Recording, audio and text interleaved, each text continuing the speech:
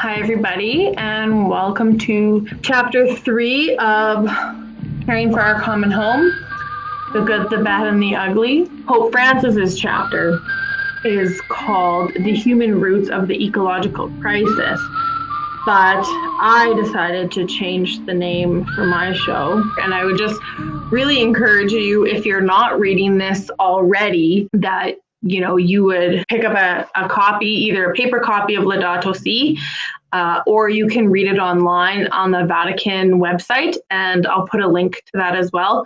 But you can definitely read along. And the nice thing with the online version is if there was a particular word or a theme that you wanted to read about, you can do a word search in the PDF document. So it'll take you right to, if you're looking for a particular word. Like today, we're going to be talking about anthropocentrism and technology.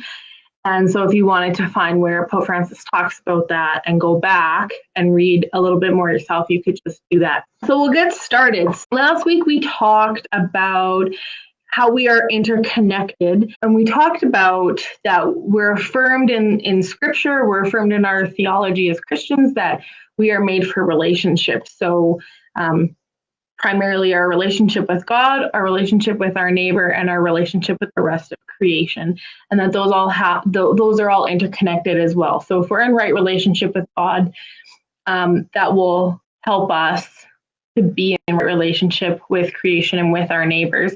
And if we're not in right relationship with our neighbors, and we're probably not in right relationship with God and creation and vice versa. So just something, a little reminder going forward, I think that'll be really helpful. So this week, we're going to look at how our political and economic structures and the technocratic culture have created, sometimes they've helped us, sometimes they've hindered us in our ability to live out these relationships and in a loving and meaningful way like we were created to do. We're going to look at technology, the good, the bad, and the ugly.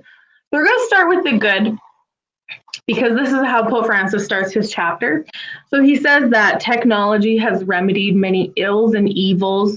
We have modern medicine, engineering, communication. And so there's a lot of goodness that's come from that. All of their gifts to do this work is God-given.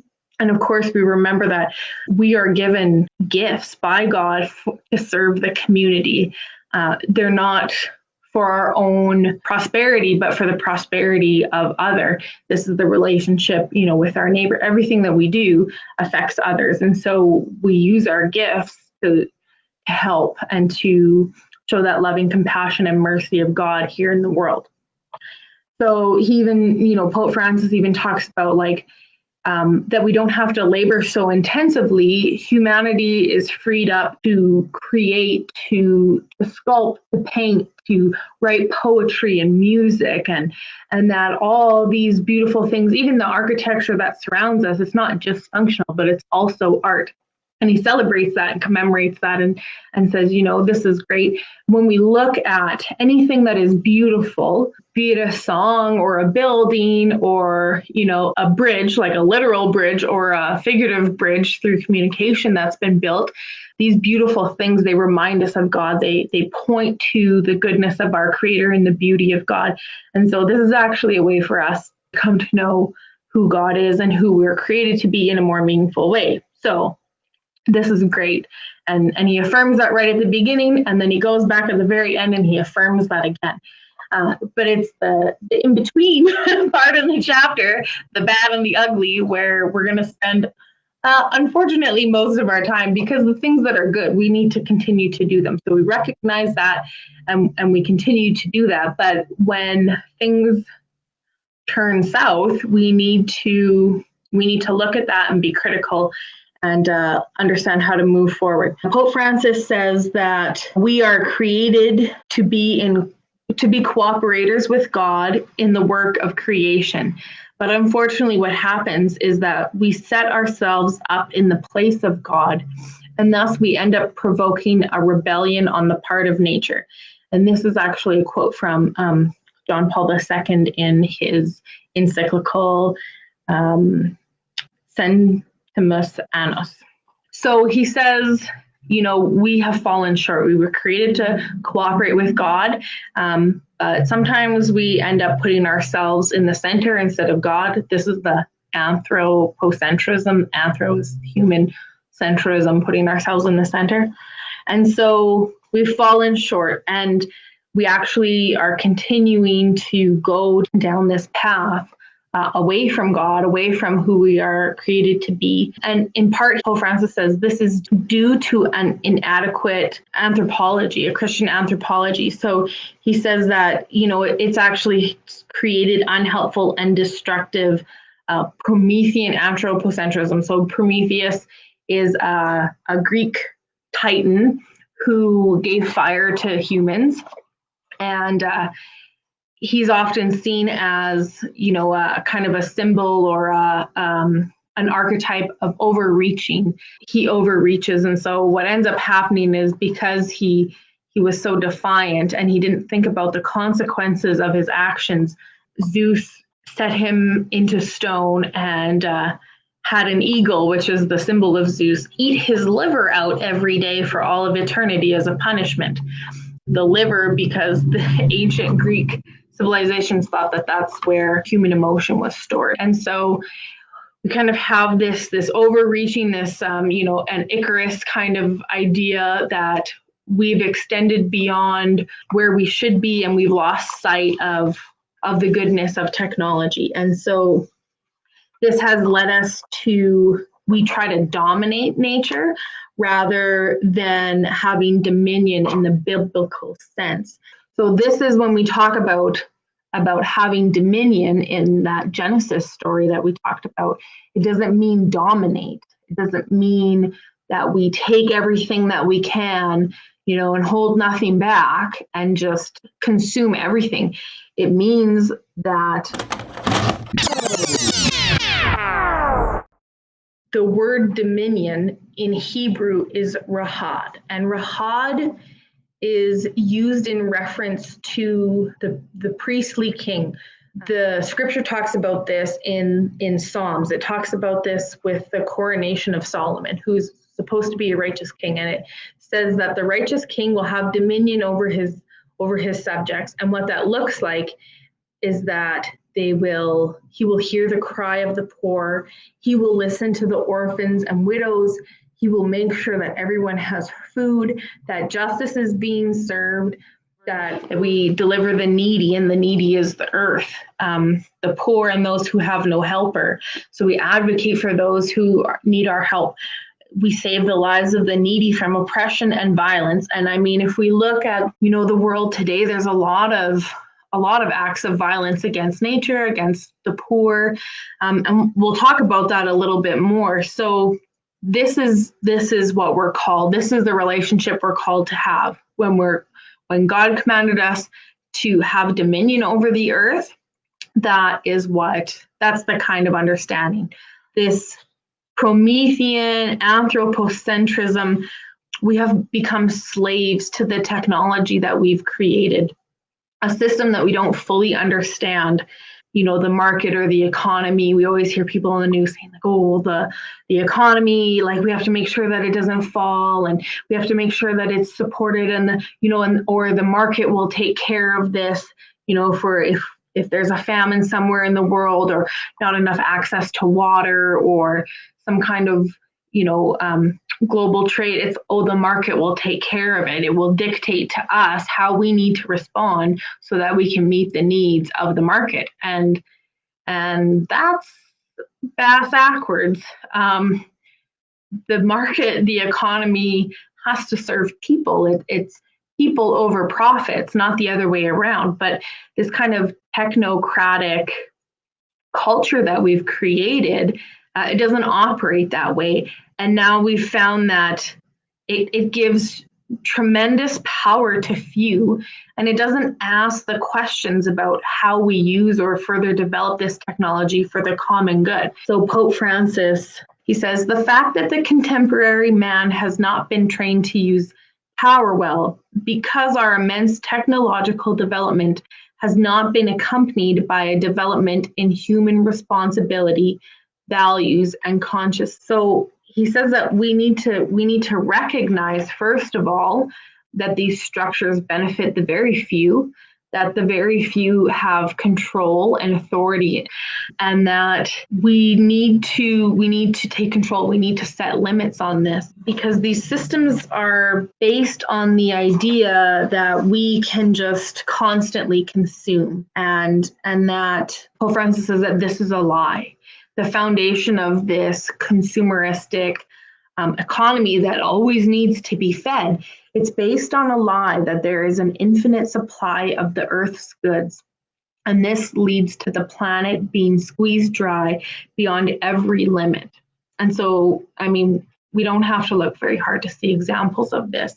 And not only does it affect in a really concrete way the earth and creation, the forests are being clear cut, they're being burnt in the Amazon on purpose to get rid of a lot of underbrush and make space for the agro industry. There is a plastic island in the Pacific Ocean that's the size of Texas. I mean, we had holes in our ozone layer. We have, all kinds of things happening, unpredictable weather patterns, larger, stronger storms, famine, flooding. Need to look around and pay attention to what's going on.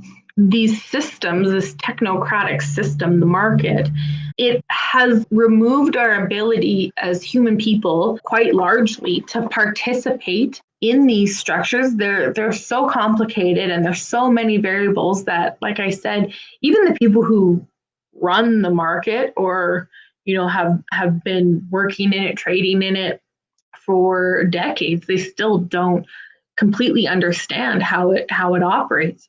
There's so many variables, and so we've lost our ability as humans to participate in these structures to make meaningful decisions. It's difficult for us to be in solidarity, for us to be able to look at and recognize what are the consequences of the actions that we're making. I gave a little workshop and we talked about the garment industry and how we want to buy a shirt here in Canada at H&M, for example, for $3.50. And I've done it. I bought 2 shirts for $7 when I lived in Toronto at H&M. I was feeling happy because I was like, poor university student, needed some new clothes, like super duper sale. It was great. And then it was a couple months later that one of the sweatshops where H&M gets their clothes made collapsed, and over 1,000 people died and a bunch were sent to the hospital. Why did this happen? Well, the building was actually condemned, but the people who were paying the garment workers to sew these clothes for so cheap, they were forced to make unsafe decisions to work in a building that was condemned, and it ended up collapsing on them and people died. And we don't think about that when we buy a shirt on sale from Joe Fresh or H&M or wherever. But it actually puts people's lives at risk. People have died. It's tricky because we never would intend that by supporting, some of these organizations. We don't even know what are the consequences. And so you can be paralyzed by that, by recognizing that there are a lot of really negative, unintended consequences. So how do you spend your money? Pope John Paul II said, every purchasing act is a moral act, and that we have an obligation to do a little bit of research and to understand the complexities of that. But we do our best. We call on our politicians, we call on different advocacy groups to express our desire to do good, to make good investments, to purchase things ethically, and we try our best and we learn as we go and we make new decisions.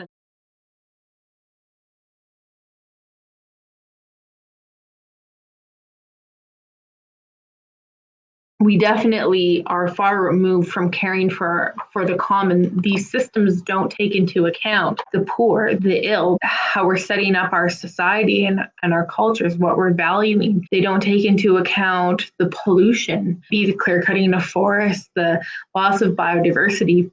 These are just inconsequential, side effects. Yeah, we don't intend them. It's unfortunate that they happen, but really, we have to do this because we have to make money. And it's this profit over people concept that perpetuates this on and on and on. And at some point, we have to be able to say, whoa, whoa, whoa, whoa, whoa, this is not okay anymore. And it's always struck me in the 10 Commandments to not have any other gods other than, God. And I always kind of struggled with that because it was like, we don't live in a world where we have multiple gods anymore. Like Christendom happened. If you belong to another religion, you might have different understandings of how God is manifested.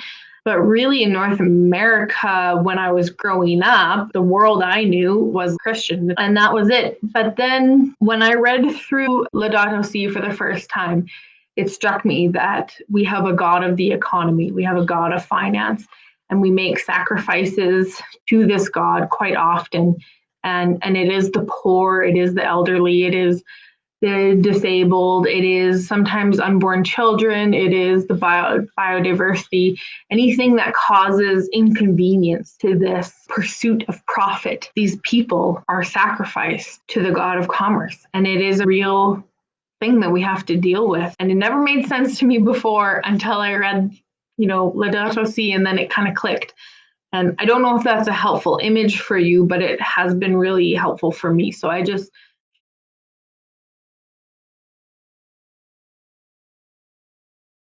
so says, what other gods do we have? What do we idolize? What do we venerate? As you said, it helps if we identify our sacrifices and to what or whom we make our sacrifice. We always make sacrifices. We make sacrifices for the family that we love, for our work, or if you're in school, you might make a sacrifice to study. But what is that thing that's taking priority? And what are the things that we sacrifice? Our time, our money, our energy, our mental capacity, our relationships.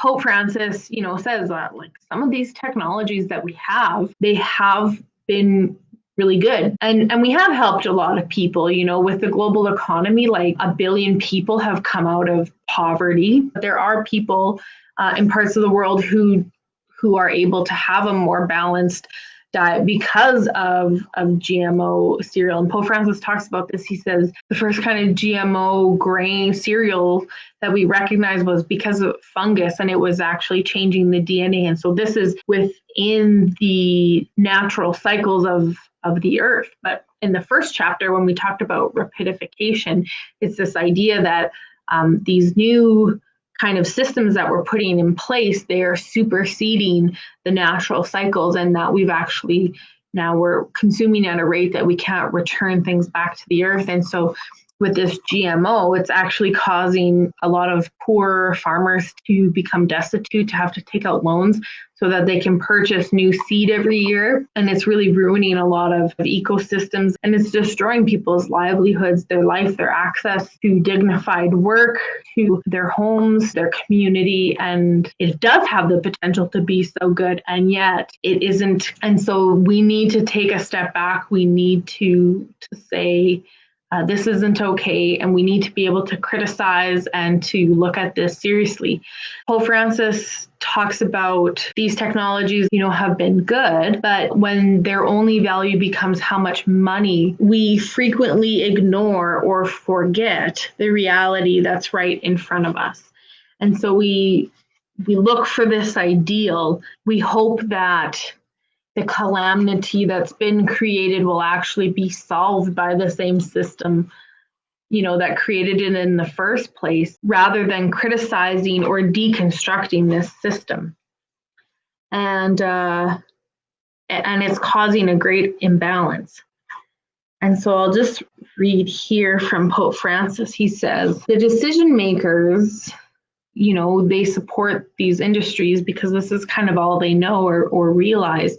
They might not even affirm the inherent goodness or advocate for them. So nonetheless, they support them with their deeds by showing no interest in more balanced levels of production, in a better distribution of wealth, concern for the environment and the rights of future generations. Their behavior shows that for them, maximizing profits is enough. Yet by itself, the market cannot guarantee integral human development and social inclusion. And so he says, we need to wake up to this. So that's kind of a bad, as laid out in this encyclical in chapter 3. So now this leads into the ugly. So you thought things were bad. Well, the ugly happens when we take this utilitarian technocratic culture to the extreme. That's a lot of big words. Utilitarian is basically a system where we only look at utility. That's the highest good. Anyone who can help us get that profit, they're a good, they're an object that we will use to that good. And anyone who can't, they become an unnecessary byproduct, kind of dead weight. And so this is where we see the poor who can't feed into the same system in the way that we need them to, people who are elderly, sick, disabled, or unwanted pregnancies, they're the dead weight that needs to be let go. And so we see this, if you can't help make money, then you have no role in this system. And so you can't participate in it, and we don't look after you because that costs us money. And that's the ultimate goal that we're looking for. So it's really, really problematic.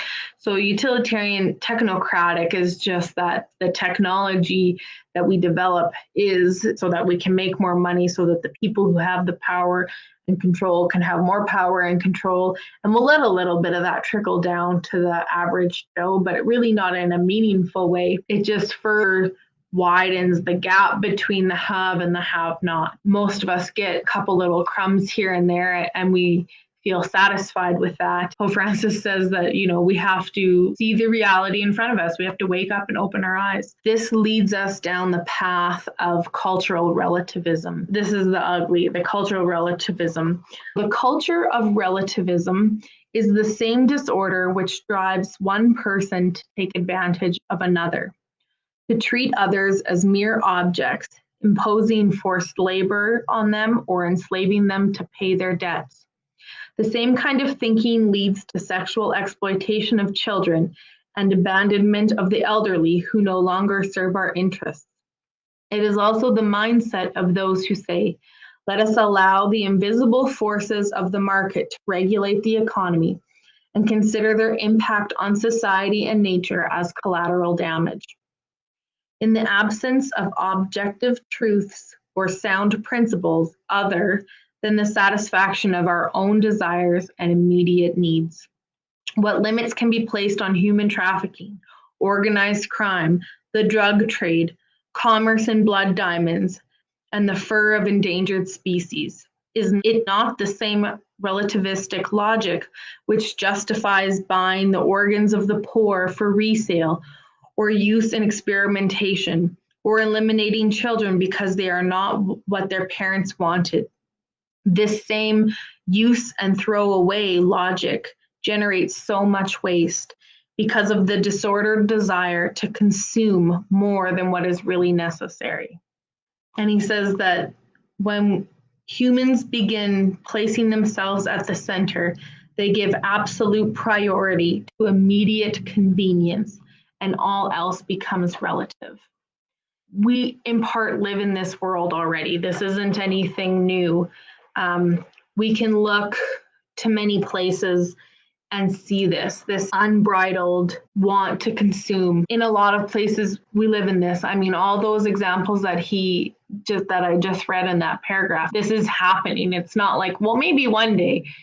This is the reality of a lot of people. It's hugely problematic. The Vatican just released a document, Pastoral Responses to Human Trafficking, and in it they talk about there's different kinds of human trafficking, sexual exploitation, of course, we see even here in Regina or in Moose Jaw. There's massage parlors. A lot of those are women or boys from Southeast Asia who come to Canada with the promise of a better life and all the goods that Canada has to offer, which are many. And these people are trafficked here. They're forced into the sex slave, and they have no power or control over their lives. There's also a huge black market for organs. So people are actually being kidnapped, drugged. They're having a kidney removed or part of their liver removed. Sometimes more major organs are being removed, causing infection or death. And it's happening. People are buying this. So what do we do? Because okay, I can say I'm not going to ever purchase a black market organ. Good. That's the first step. I hope we can all agree that that's a thing we're not going to do. But what can we do beyond that? I like to end the message on hope. We've talked about some pretty dark things, and so let's turn it around.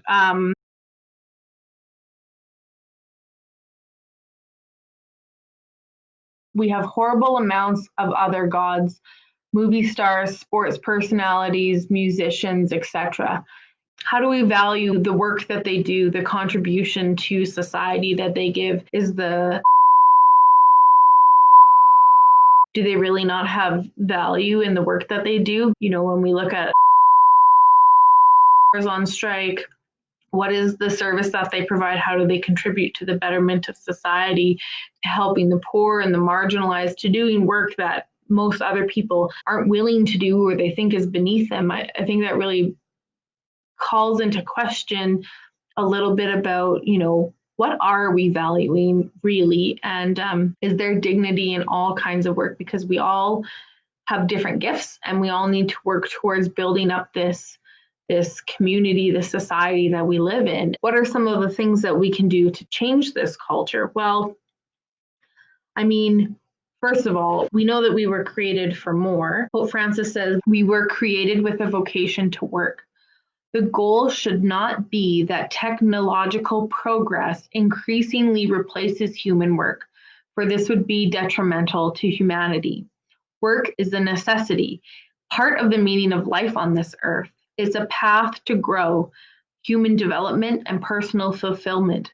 Helping the poor financially must always be a provisional solution to the face of pressing needs. The broader objective should always be to allow them a dignified life through work. Maybe if you are an employer, maybe you look at hiring someone who might have a really difficult time finding work.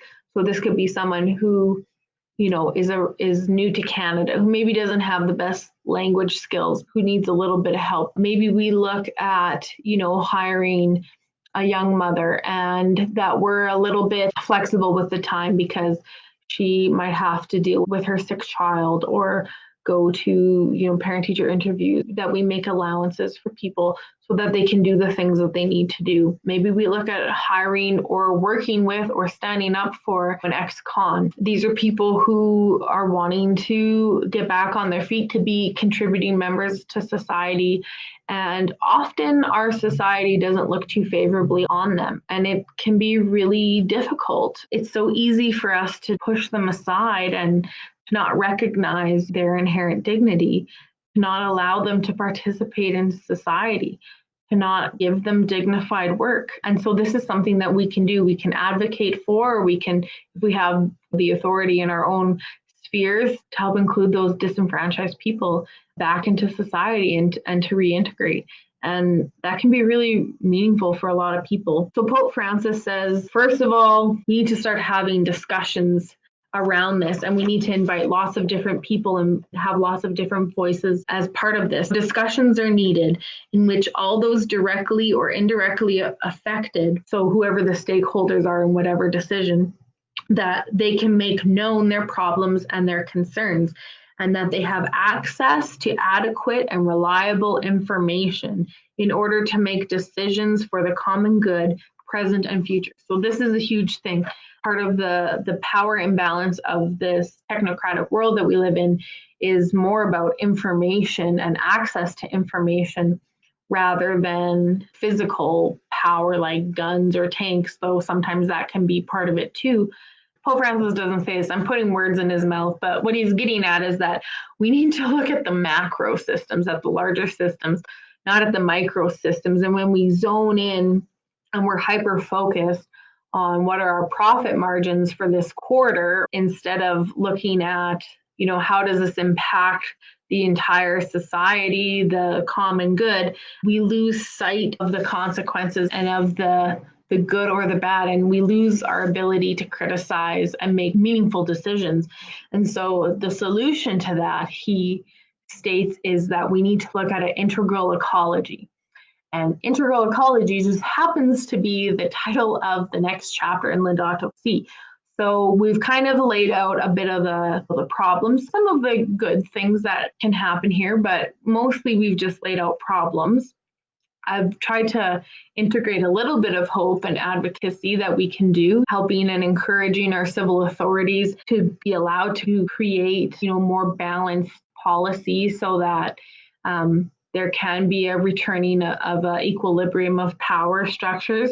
So who we vote for, our voices, the people that that our MPs or our MLAs represent. This is really important that, that we make our voice heard and that we are always thinking not just of our own immediate needs, but of the larger needs of society as well.